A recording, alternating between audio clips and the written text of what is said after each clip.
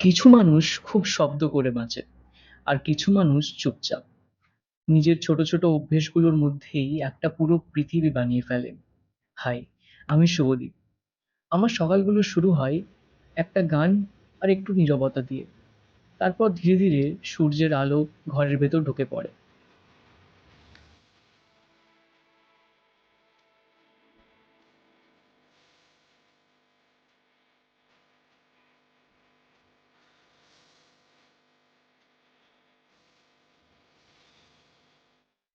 আর মনে হয় হয়তো জীবন আবার নতুন করে শুরু হতে পারে। দিনগুলো খুব সাধারণ।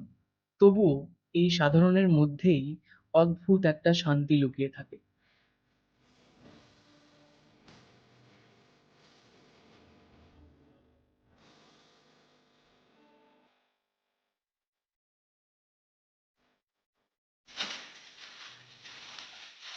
দুপুরে একা বসে খেতে খেতে মাঝে মাঝে মনে হয় মানুষ আসলে খাবার না, একটু শান্তি খোঁজে।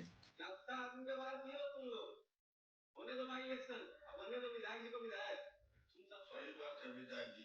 कुत्ता मार के खाने का आदत लग जाए तो ब्लड प्रेशर बढ़ ही न जाए।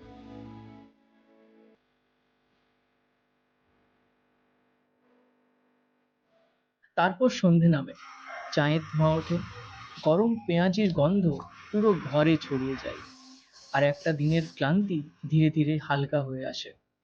বাইরে হয়তো একই শহর, একই শব্দ, একই জীবন চলছে, তবুও জানলার পাশে দাঁড়ালে সবকিছু কেমন শান্ত লাগে। আচ্ছা, তোমাদের জীবনেও কি এমন কিছু ছোট ছোট মুহূর্ত আছে যেগুলো কাউকে বোঝানো যায় না, কিন্তু ভীষণ আপন লাগে?